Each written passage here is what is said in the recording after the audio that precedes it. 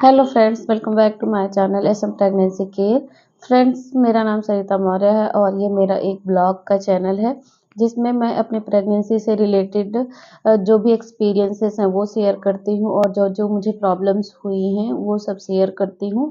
तो अगर आप प्रेगनेंसी से रिलेटेड कोई भी जानकारी आपको चाहिए तो आप चैनल पर जाकर वीडियो चेक कर सकते हैं। तो फ्रेंड्स, आज मैं प्रेगनेंसी की जो एकदम कॉमन सी प्रॉब्लम्स है जो किसी भी लेडी को जानने की बहुत ज़्यादा ज़रूरत है, क्योंकि बहुत सारी ऐसी प्रेग्नेंट लेडी होती है जिन्हें इसके बारे में पता ही नहीं होता है और जब उन्हें ये प्रॉब्लम होती है तब उन्हें लगता है कि मुझे तो ये पता ही नहीं था, ऐसा भी होता है क्या। तो फ्रेंड्स, यही सेम मेरे साथ भी हुआ था जब मैं प्रेग्नेंट थी। तो फ्रेंड्स, आज का मेरा टॉपिक है जेस्टेशनल डायबिटीज़ कि प्रेगनेंसी में जो आप लोगों को डायबिटीज़ हो जाता है, जो लेडी पहले से ही डायबिटीज़ से प्रभावित हैं, उन्हें तो अपना रेगुलरली चेकअप करवाना पड़ता है और उन्हें पहले से ही पता होता है कि उन्हें डायबिटीज़ है।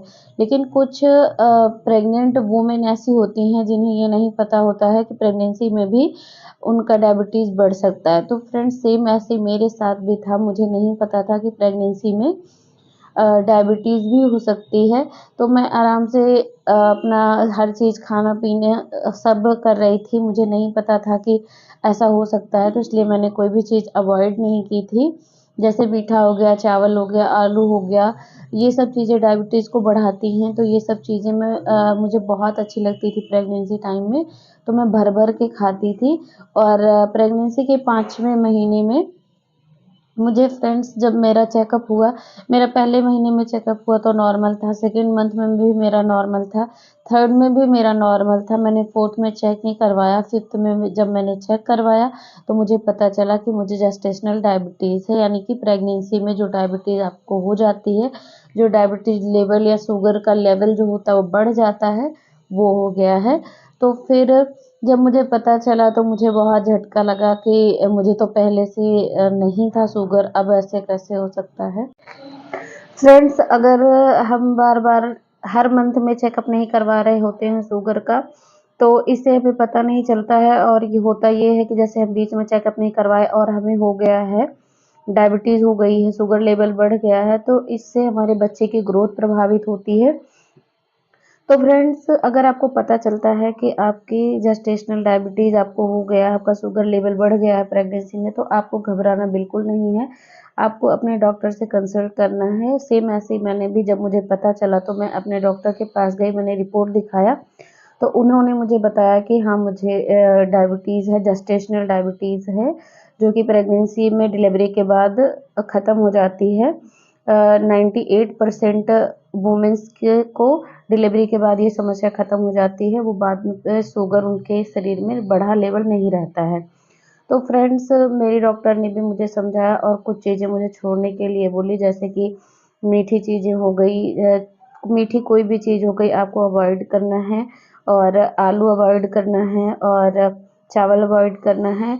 और आपकी जो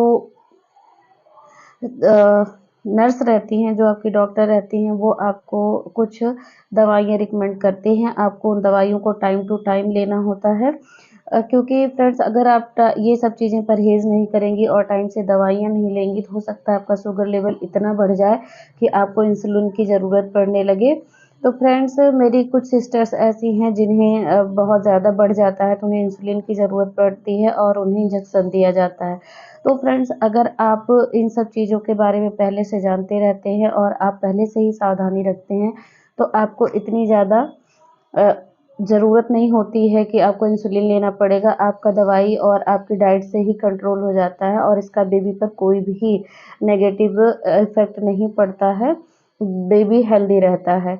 तो फ्रेंड्स, एक हेल्दी प्रेगनेंसी को कैरी करने के लिए हमें बहुत ज़्यादा इम्पोर्टेंट हो जाता है कि प्रेगनेंसी से रिलेटेड हर एक टॉपिक की जानकारी हमें होनी चाहिए। तो फ्रेंड्स, जिस टाइम मैं प्रेग्नेंट थी मुझे भी इस बारे में पता नहीं था, लेकिन हाँ, मैं इतनी जागरूक थी कि मैं हर महीने अपना सीबीसी करवाती थी डायबिटीज़ का, थायरॉइड का, ये सारे चेकअप मैं हर मंथ करवाती थी, इसलिए मेरा टाइम से पता चल गया और मेरा एक नॉर्मल था, जैसे कि नॉर्मल रेंज होती है। अगर आपका जब फास्टिंग शुगर टेस्ट हो रहा है तो 100 से नीचे होना चाहिए और आपका ब्रेकफास्ट के 2 घंटे बाद टेस्ट हो रहा है तो 140 से नीचे होना चाहिए, तो मेरा 142 था। तो फिर मैंने 1 हफ्ते की दवाई ली, जो मेरी डॉक्टर ने मुझे दी। 1 हफ्ते मैंने वो दवाई खाई और डाइट फ़ॉलो किया, तो मेरा फ़ास्टिंग मैंने 4 बार टेस्ट करवाए। एक सुबह खाली पेट, फिर ब्रेकफ़ास्ट के बाद, फिर लंच के बाद, फिर डिनर के 2 घंटे बाद। ऐसे करके मैंने चार्ट बनाया, जिसमें मेरा एकदम नॉर्मल था। खाली पेट जो मेरा शुगर लेवल था, वो 95 था और जो ब्रेकफ़ास्ट के बाद था वो 118 था और जो लंच के बाद था वो मेरा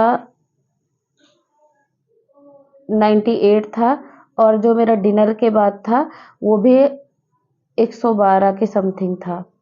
तो ऐसा ही था फ्रेंड्स, मेरा एकदम नॉर्मल हो गया था। फ्रेंड्स मेरा 100 के अंदर ही अंदर आ गया था, 100 के बाहर नहीं गए थे मेरे चारों रिपोर्ट्स। तो फ्रेंड्स आप भी अगर स्टार्टिंग से ही डॉक्टर की बताई डाइट और दवाइयाँ फ़ॉलो करते हैं तो आप पे और आपके बेबी पे इसका कोई भी नेगेटिव इफ़ेक्ट देखने को नहीं मिलता है। तो फ्रेंड्स जो दिक्कतें मुझे हुई, मैं नहीं चाहती कि आप लोगों को हो, इसीलिए मैंने इस टॉपिक पे भी यह वीडियो बना दी है। फ्रेंड किसी-किसी को ये देर से दिखाई देता है जेस्टेशनल डायबिटीज़, किसी-किसी को दूसरे मंथ से दिखाई देने लगता है। तो फ्रेंड्स मेरा 5वें महीने में जाके डिटेक्ट हुआ था। आप में दूसरे, तीसरे, चौथे किसी भी महीने में हो सकता है। तो फ्रेंड्स ये प्लेसेंटा के कारण होता है, ये आपके डाइट के हिसाब से नहीं चलता है। फ़िलहाल आप, लेकिन होता ये है कि अगर आप डाइट के हिसाब से चलती हैं, जैसा आपको डॉक्टर बोलते हैं, तो आप इसे कंट्रोल ज़रूर कर सकती हैं। तो फ्रेंड्स आई होप ये वीडियो आप लोगों को अच्छी लगी होगी और इन्फॉर्मेटिव लगी होगी। तो फ्रेंड्स अगर आप लोगों को मेरी वीडियो अच्छी लगती है तो वीडियो को लाइक, शेयर और चैनल को सब्सक्राइब ज़रूर करें। Thanks for watching.